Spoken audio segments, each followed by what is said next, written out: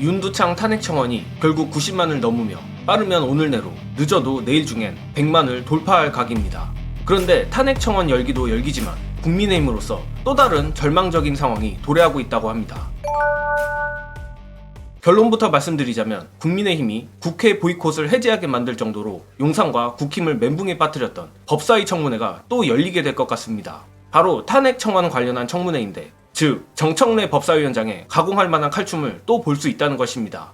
각설하고 이번 탄핵 청원이 어떻게 국민의힘이 두려워하는 청문회까지 이어질 수 있는지 영상 보시고 이어가겠습니다. 이게 또 재밌더라고요. 제가 지난 12년간 국회에서 법사위 청원심사 소위원장을 했어요. 12년간 한 번도 회의를 해본 적이 없어요. 그랬는데 이게 청원이 법사위로 오면은 청원심사 소위원회에서 토론을 한다는 거예요. 그리고 우리 김용민 수석대표 부대표가 법사위 청원심사 소위의 위원장인데 이분이 법조인이란 말이에요. 거기에서 청문회를 할 수 있대요. 그러니까 우리 정청래 법사위원장은 소위원회에서 결의해서 법사위 전체에서 청문회를 하자, 서로 지금 하려고 하는 거예요. 이야, 법사위가 이렇게 각광을 받고 이거 이번에 법사위에서 또 뜹니다. 청문회를 하면 그 단 관련 증인들 다 불러서 물을 수가 있겠네요. 다.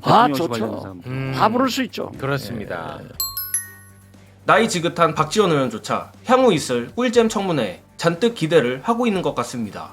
일단 영상에도 나오듯이 법리적으로 탄핵 청원 관련해 청문회를 개최할 수 있다는 것까지는 알겠는데, 제 생각에 관건은 탄핵 청원 청문회에 민주당이 어떤 증인들을 부를지라고 생각합니다. 또한 마찬가지 이유로 국민의힘과 용산이 멘탈이 나가버릴 수밖에 없는 것이 윤두창 정권 탄핵이라는 주제가 너무나 광범위하기에 도대체 어떤 증인들을 부를지 감도 안 오기 때문입니다. 이론적으로만 따지면 이번 청원 안에 들어있는 탄핵 사유 5개, 최혜병 수사 외압, 김건희 명품백, 주가 조작, 서울 양평 고속도로, 심지어 전쟁 위기 조장에 일본 강제징용 친일 해법 강행, 후쿠시마 오염수 방류 방조까지 지금까지 있었던 현 정권의 난맥상을 전부 한자리에서 때릴 수 있습니다. 다만 이는 민주당으로 하여금 다양한 공격의 옵션이 있다는 뜻임과 동시에 제대로 작전을 짜지 않는다면 헛방으로 그칠 수 있다는 뜻이기도 합니다. 따라서 민주당이 향후 있을 탄핵 청원 청문회를 잘 준비함과 동시에 최대한 저들로 하여금 입을 맞출 시간을 주지 않도록 보안 유지도 잘 해주기를 바랍니다. 아무튼 현재 진행되고 있는 탄핵 청원 얘기를 더 해보자면, 어제도 그렇고 국민의힘 측 인사들은 이번 탄핵 청원 이슈가 껄끄러운 듯합니다. 최근 국민의힘 당권주자들로부터 집단 이지매를 당하고 있는 한뚜껑이는 이번 탄핵 청원을 정치적 인기투표라는 법조인 출신이 맞나 싶은 황당한 소리도 했고, 전원책 변호사의 경우 이번 청원이 장난질이라며 90%가 민주당 지지자일 거라는 정신승리를 하기에 이르렀습니다. 사실 저로서는 이들이 이렇게까지 이번 청원을 폄훼하는 이유가 오히려 이번 청원이 윤두창 탄핵의 시발점이 될 수 있는 것이란 걸 너무나도 잘 알기 때문이라고 봅니다. 이는 단순히 민주당이 탄핵 청원 청문회를 하여 용산과 국민의힘을 압박할 수 있는 것도 있겠지만, 가장 중요한 것은 100만 명이 넘는, 그것도 실명 인증이 된 100만 명의 민심이 다이렉트로 국회에 압박을 넣은 사건이기 때문입니다.